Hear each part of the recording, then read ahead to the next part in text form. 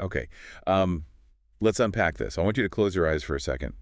Well, unless you're driving. Please don't do that if you're driving. Right, safety first. Yeah, safety first. But if you can, I want you to picture a house. But I don't want you to picture a home. I want you to picture a building that actively hates you. Hates is it's a strong word, but in the context of today's deep dive, it might actually be an understatement. I mean, we are talking about a structure that feels predatory. Yeah, predatory is the word. Mm-hmm. We're traveling to the London suburb of Perryvale, specifically to a mansion called Gabriel Chase. And we are looking at this house through a very distorted lens. Because on one hand, we have the timeline of 1883. The absolute height of Victorian polite society. Right, stiff collars, etiquette, all of that. And on the other hand, we have 1983, a century later. And in both timelines, this house is a problem. It is a festering wound in the landscape. It really is. So today, we are doing a deep dive into the novelization of Doctor Who Ghostlight by Mark Platt. And folks, if you thought the TV episode was complex, the book is, well, it's a lot. It is a lot. It is a dense, atmospheric, psychological thriller wrapped in this sci-fi mystery. It is dense, it's highly atmospheric, and frankly, it is a biological nightmare dressed up in a dinner jacket. A biological nightmare in a dinner jacket. That is the perfect way to describe it. Well, because we have a massive amount of ground to cover today. We're talking about Victorian hypocrisy, the theory of evolution, ancient aliens, and some very deep personal trauma. all under one roof. All under one roof. But before we get to the spaceships in the basement, let's talk about the mission of this deep dive. What are we actually doing here? Right, because on the surface, this looks like a standard haunted house story. You've got the creepy butler, the thunder, the shadows, the organ music playing in the background. Classic tropes. Exactly the tropes. But our job today is to peel back the wallpaper. The core question here isn't whether the house is haunted. It's what happens when evolution goes wrong. Or what happens when you try to actually control evolution. Exactly. We're going to look at the struggle between total chaos and total stasis. We're going to explore what happens when a cosmic survey team falls apart.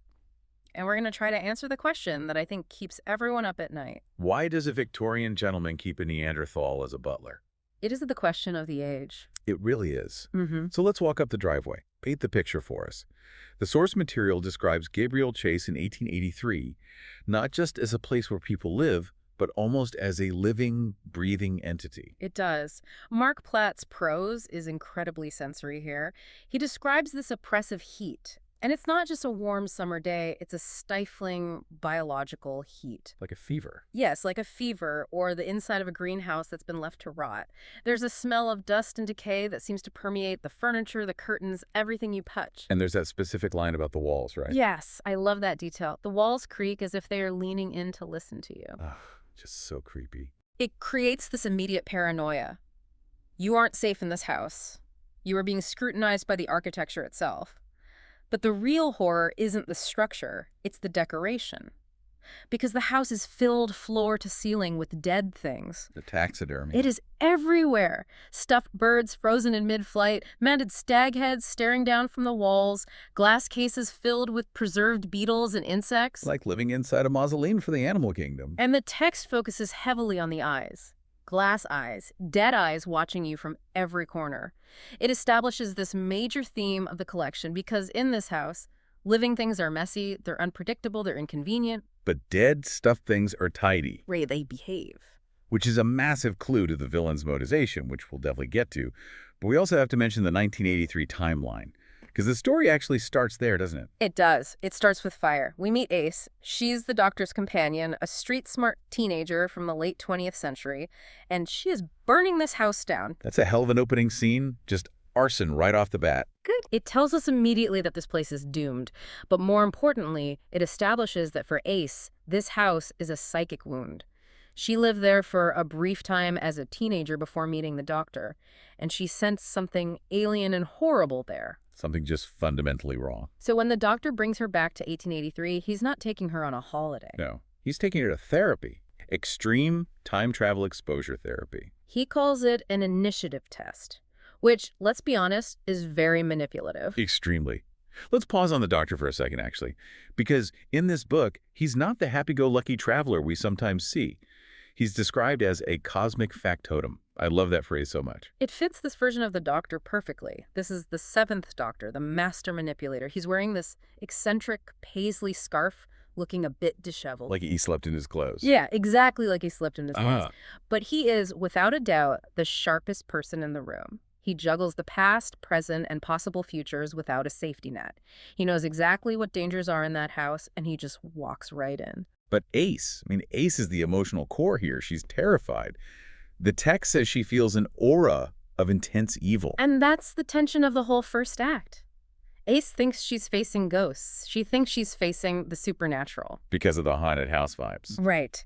But the Doctor knows they are facing biology. He knows they are facing science gone wrong. And that brings us to the man of the house, the architect of this entire nightmare, Josiah Samuel Smith. Josiah. Man, I feel like we could do a whole deep dive just on his psychology alone. Describe him for the listener who hasn't read the book. Okay, so imagine the perfect Victorian gentleman. The dinner jacket, the polite conversation, the tea, the extensive knowledge of natural history. Now imagine that person was drawn by someone who had never actually seen a human being, Okay. but they had the concept described to them over a bad phone connection. That is disturbingly specific, but I can totally picture it. That's Josiah. He resides firmly in the uncanny valley. He's described as pale and leech-like. He wears these black pebble lens spectacles and white gloves at all times. But if you look close, and the text really invites you to look very close, there are cracks. Cracks in his skin.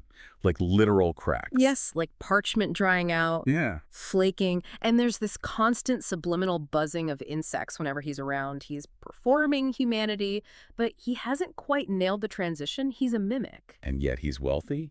He's influential in the community. He commands respect, or at least a lot of fear. But he's ultimately an outcast. He is hated by the religious establishment because he preaches evolution, and he's hated by the scientific community because his version of evolution is completely wrong. It's blasphemous to both sides. How so? Because he considers himself a Darwinist, right? He quotes Darwin. He does quote Darwin, but he twists it entirely. See, Darwinism is about adaptation to the environment. It's about fitting in to survive. Josiah's philosophy is more about the domination of the environment. He believes he is the apex. He believes he is one evolution. Wow. So it's not survival of the fittest, it's rule of the fittest. Precisely. And his goal is terrifyingly ambitious. He doesn't just want to be the best naturalist in Perryvale. No, he wants the throne. The text says he plans to infiltrate the highest levels of the British Empire, assassinate Queen Victoria, and take her place. Wait, he wants to actually become Queen Victoria. Effectively, yes. Yeah. Or at least replace her with a duplicate or take over her role. He wants to replace the head of the empire so he can guide humanity according to his design. It's the ultimate ego trip. Exactly. He thinks he's the fittest organism on the planet, so naturally, he should rule the largest empire on the planet. Makes perfect sense in his twisted mind. But a gentleman can't rule the empire without a staff. And Josiah has assembled the strangest household staff in the history of literature.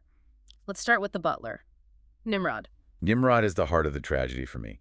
The text introduces him with this incredible line. It calls him the finest example this side of the Pleistocene era. He is a Neanderthal, a literal caveman in a tuxedo. And it's played completely straight. It's not a joke. It's not a cartoon. Nimrod is dignified. He's fiercely loyal. But think about the isolation. He has been plucked from his time. Thousands of years ago, he has these memories of his tribe, of the Burning One. He's a displaced person. He is the ultimate immigrant, separated by eons. Totally. He's trying to learn Victorian etiquette, how to serve tea, how to announce guests. But his brain is wired for hunting mammoths on the tundra. Which really highlights Josiah's cruelty. Yes. Josiah doesn't treat him like a person. He treats him like a pet, a good specimen. Then you have the housekeeper, Mrs. Pritchard. If Nimrod is tragic, Mrs. Pritchard is pure nightmare fuel. She's severe, she's emotionless, she runs the house with an iron fist, but the text hints that she's dead to the world. And we find out later she's not just a hired hand. No. This is one of the darker twists in the book. She is, or rather was, Lady Margaret, the original lady of the house. Josiah didn't just buy the house, he consumed the family. He hypnotized her, froze her emotions, and turned her into a servant in her own home. That is a very specific kind of violation. It's stealing someone's identity and making them serve you. It speaks to Josiah's need for absolute total control. It's subjugation pure and simple. And he did the exact same thing to her daughter, Gwendolyn. Officially, Gwendolyn is the ward, the demure Victorian girl. But in reality, she's unstable, she's broken, she sings these creepy nursery rhymes. That's the way to the zoo. Right, and when you realize that the zoo is what she calls the spaceship in the basement. The song gets a lot creepier. It's not a song about animals. It's a song about abduction. So we have the alien imposter, the Neanderthal butler, the brainwashed mother and daughter. It's a house of victims. And then the actual victims show up, the guests. The fodder. We have to talk about Inspector Mackenzie. The man in the drawer. The man in the drawer. The doctor finds him filed away in a specimen cabinet. He's been in suspended animation for 2 whole years. But he doesn't know it. He has no clue. He wakes up thinking he just arrived from London. He's a Scotland Yard detective, a staunch rationalist. And his way of coping with the madness around him is to just eat. He's constantly eating, isn't he? Endlessly. Sandwiches, soup, biscuits. It's like a nervous ixuanic. He represents the skepticism that just can't process the supernatural. He refuses to see what's right in front of his face because it doesn't fit his worldview. He literally thinks he can arrest the house. Which is fatal in a place like Gabriel Chase. Absolutely fatal. Then you have Reverend Ernest Matthews, the dean of Morehouse College. He's the total opposite of Mackenzie. He's not a skeptic. He's a dogmatist. He's come to tell Josiah that evolution is a lie and that man is divine and unchanging. He represents the rigidity of the Victorian church, and he's about to have a very bad night. The worst night. And finally, Redvers Fenn Cooper, the mad explorer. He's the warning sign for everyone else. He's the guy who did look at the truth. He saw the spaceship, and it broke his mind. He refers to himself in the third person. Poor old Redvers. He's terrified of the light. So all these people are trapped in Gabriel Chase, and they're all part of Josiah's collection. And I want to drill down on that word, because collection implies ownership. It does. And it implies stasis. When you collect a butterfly, you kill it and pin it to a board so it stays beautiful forever. That is Josiah's worldview. He wants to own life, but he wants it strictly on his terms. There's a euphemism they use in the book, going to Java. It's chilling. Gwendolyn says her father went to Java. Josiah threatens to send people to Java. It sounds like a trip abroad. But in this house, Java means being killed, stuffed, and put in a glass case, or put in a suspended animation drawer like Mackenzie. It's a sanitized way of talking about murder. It's bureaucratic murder. It's making death tidy. And that is just the surface level of this story. A creepy Victorian house with a weird staff and a collection of dead things. But if you know anything about Doctor Who, you know the monster is never just a ghost. You have to go down. You have to go to the basement. Let's descend into section 2. The deep structure. Because physically, the house is built on top of something massive. Right. There's a lift. You step out of this plush, velvet, Victorian drawing room, and you descend through the bedrock, and you come out into a cave system. But it's not natural. Describe the visuals because Platt goes wild here in the book. It's not just a cave. It's a hallucination. The walls are stone, but they're covered in cave paintings. Mammoths, bison, the hunt. But they aren't charcoal sketches, they are oil paintings. That's such a clash. Prehistoric subject matter, Victorian medium. It's Nimrod's art. He's painting his memories on the walls of a spaceship. And the ship itself is made of stone and crystal, glowing membranes, pulsating lights. Its technology is nature. It feels organic, ancient, and immensely powerful. And this is where we meet the true hierarchy. Josiah isn't the boss. He's just the middle manager. He is the rogue employee. This is an ancient alien survey team. Their mission was simple: catalog all life on Earth. A census bureau from the stars. Exactly. And there are 3 entities involved in this survey. You have Light, you have Josiah, and you have Control. And the dynamic between them, the way they interact, is the core philosophy of the book. Let's break them down because this is where the story gets really smart. Who is Light? Light is the commander. He is sleeping in the core of the ship. He is described as an angelic being made of pure gold and silver energy. But his personality, he is the ultimate bureaucrat. He's obsessed with a list. He wants a catalog. And for a catalog to be accurate, the things in it have to stop moving. Light represents stasis. He represents the end of evolution. He wants perfection, and perfection, in his mind, is a dead butterfly on a pin. He can't catalog a moving target. Then you have Josiah. The survey agent. His job was to go outside, get the data, and bring it back. But he went native. He looked at Earth, this messy, evolving, chaotic world, and he loved it. He decided he didn't want to just file reports. He wanted to play the game. So he trapped his boss. He put Light into a coma so he could stay on Earth and evolve. But Josiah's version of evolution is completely selfish. It's not about the species improving. It's about him winning. He wants to be the king. He wants to dominate the chaos. And that leaves the third one, the one locked in the basement. Control. Control is the most fascinating sci-fi concept in the book. She is the variable. The text describes her initially as a ratkinite. I'm a monster. She's in rags, dirty, feral. But here's the twist. She's only that way because Josiah made her that way. See, Josiah wants to evolve into a gentleman. To do that, he has to get rid of his primitive traits, his aggression, his wildness, his instability. He physically casts them off. He dumps them into Control. Yeah. She is his trash bin. He stays refined and polite because he forces her to carry all his baggage. He refines himself by polluting her. That is a profound metaphor for the Victorian class system, isn't it? The upper class can only be refined because they force the lower class to live in the muck and do all the dirty work. 100%. Josiah is the aristocracy standing on the neck of the worker. He literally cannot exist without her suffering. If she rises, he falls. They are fundamentally linked. But the status quo is breaking. The ship is waking up.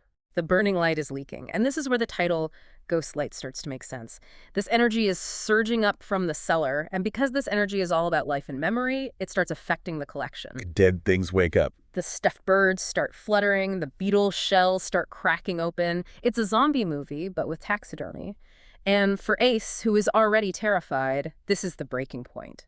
The house is literally coming alive to attack them. This brings us to Section 3. Evolution weaponized. The ship waking up forces everyone to confront their biology. And I want to move to a specific scene that I think perfectly captures Josiah's cruelty. We talked about Reverend Matthews, the guy who denies evolution. Oh, the dinner scene. It's dark humor, but it's really gruesome. Set the scene for us. So Matthews is sitting at the dinner table lecturing Josiah. He says, "Man is the angel, not the ape. He refuses to accept that humans can change or that we come from animals." So Josiah decides to prove him wrong. By forcing him to change. Josiah uses his psychic power, which is boosted by the ship waking up, to slide Matthews backwards down the evolutionary ladder. It starts small. Matthews is eating a banana, which is a nice visual gag, and suddenly he realizes he can't stop eating it. His instinct takes over. Then he looks at his hands. The knuckles are hairy. His jaw starts to jut out. He tries to speak, to quote scripture, but it comes out as a whoop. He turns him into an ape. He turns him into a Victorian ape. And the ultimate punchline, Josiah stuffs him. Later, the doctor finds a new exhibit in the hall, a stuffed ape in a clerical suit. The label reads Homo Victorianus ineptus. Inept Victorian man. That is savage. It's Josiah saying, if you deny your biology, I will make you a victim of it. It shows that for Josiah, evolution is a weapon. He can slide you up and down the scale at will.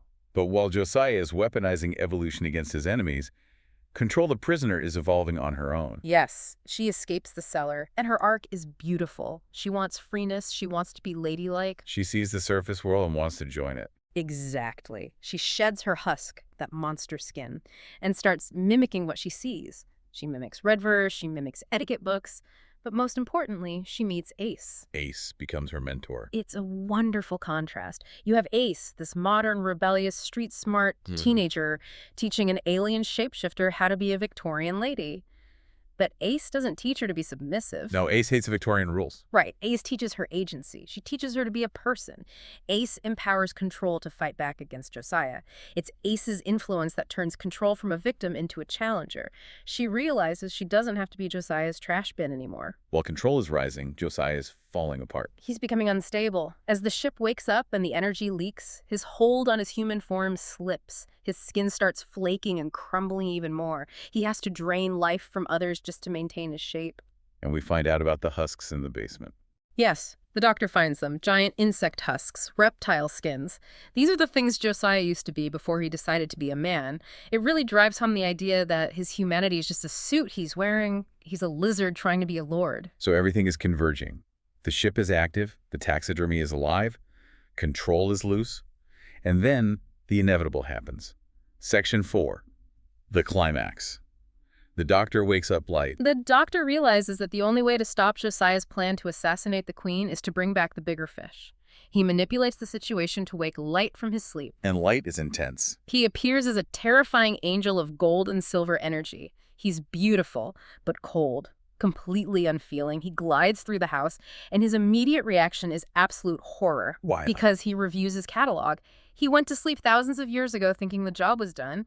He wakes up and finds the Earth didn't stop. Life kept changing. Evolution ran amok. His list is ruined. He's the ultimate bureaucrat facing a paperwork nightmare. Exactly. To him, this chaotic, evolving life is disgusting. It's untidy, so he comes up with a solution. Woojus. Destroy the planet. Naturally. That's the logical next step. If you burn the biosphere and turn Earth into a barren rock, it stops changing. The catalog is preserved. It's the ultimate form of stasis. If life won't stop moving, he'll kill it. So now the stakes are planetary survival. Mm. And this leads to the dinner party from hell. This is a surreal climax. You have the Doctor, Ace, Redvers, and Control, who is now evolved into a lady sitting down to dinner with Josiah. And Josiah's trying to hold it together, but he's losing his grip. He's desperate. He's trying to act like everything is normal, but an angelic being is coming to kill them all. And there's this detail about the soup that I think perfectly encapsulates the horror. With soup. The soup is brown. Ace goes to eat it, and the Doctor physically stops her. It's strongly implied, very strongly, that the soup is Inspector Mackenzie. Oh, gross. He was disposed of by the housekeeper earlier. It's a grim reminder of the cannibalistic nature of Josiah's survival. He consumes everything around him. But the real showdown at the table is between Control and Josiah. Control confronts him. She has evolved past him. She realizes she isn't just the trash bin anymore. She says Control has her freeness. She asserts herself as the dominant one. She is the survey, and he is just the agent. It's a complete role reversal. The servant becomes the master. And then Light arrives to judge them all. Light is furious. He wants to wipe the slate clean. So how do they stop an angel of pure energy who wants to burn the world? Section 5. Resolution. It starts with breaking the conditioning. The Doctor reveals the truth to Mrs. Pritchard and Gwendolyn. The housekeeper in the ward. He uses a locket. It shows a picture of them together from before Josiah arrived. They realize they aren't servant and ward. They are mother and daughter. Lady Margaret and Gwendolyn. Yes, they were the original family. Josiah hypnotized them, froze them, and turned them into his tools. When the truth breaks through, the horror of what was done to them turns into rage. They turn on Josiah. But what about light? You can't shoot light. You can't punch energy. No. The Doctor defeats Light with philosophy. It's a battle of wits. What's the argument? How do you talk a god out of destroying the world? The Doctor points out that Light itself is evolving. Light is changing his mind. He's adapting to the situation. He's reacting to the Doctor. And since Light's programming is Stacy's. Exactly. Since Light's core programming is to prevent change, this creates a paradox. Light cannot exist if it is changing. The Doctor essentially points out, you are doing the very thing you hate. So he logic bombs the alien. Essentially. The paradox causes Light to dissipate, to destroy itself. It cannot handle its own hypocrisy. It's a victory of flexibility over rigidity. That is very Doctor Who. The mind defeats the raw power. It is. So what happens to everyone in the aftermath? The house is still there, but the dynamic is shifted. It's a bit of a cleanup operation. Josiah is taken back into the ship. Lady Pritchard and Gwendolyn, having regained their memories, take him with them. They take him prisoner. They drag him into the ship to be stored or taken away. It's a form of justice. The victims take the oppressor into custody. And Control takes command. She has her freeness. She is now the pilot of the ship. She's going to see the universe. And Redvers. He regains his senses, mostly. He plans a new expedition. He's no longer the poor old Redvers lost in the dark. He's ready to explore again. In Nimrod. This is the most poignant part for me. Nimrod is left behind. Why? The ship leaves, Control leaves, but Nimrod stays at Gabriel Chase. He's the last memory bearer of his people. He has to ponder his existence in a world that has moved on without him. He is a man out of time, guarding an empty house. That is heartbreaking. It is, but it fits the theme. Evolution moves on. Some things are left behind. Let's move to the outro and try to synthesize all of this. Sure. Why the title Ghostlight? The title is multi-layered. Ghost light can refer to the light of dead stars, light that reaches us long after the source is gone. But in this story, I think it refers to the ghosts of the past, the evolutionary ancestors we carry in our DNA. We are all haunted by the monkeys, reptiles, and fish we used to be. And for Ace, the ghosts are very personal. Absolutely. This was Ace's arc. She faced the house that haunted her childhood. She realized the evil she felt wasn't a ghost. It was alien science. It was something to be understood, not feared. So when she burns the house down in 1983, It's not an act of fear, it's an act of cleansing. She's closing the book on that trauma. She realizes that monsters can be beaten. there's a provocative thought to leave our listeners with here. Yeah. Josiah wanted to stop evolving and rule as the fittest. Light wanted to stop all evolution to keep a tidy list. Both were wrong. The story argues that life is change, stasis is death, the chaos, the messiness, the unfinished nature of humanity. That is our strength. We are adaptable because we aren't finished. So the question for you, the listener, is this. If an alien survey team landed and cataloged humanity today, right now, would they find us finished? Or would we, like the chaotic inhabitants of Gabriel Chase, still be confusingly, beautifully unfinished? I certainly hope we're unfinished. I'd hate to think this is the final draft. Me too. There's always room for a little more evolution. Thanks for listening to The Deep Dive. Goodbye. See you next time.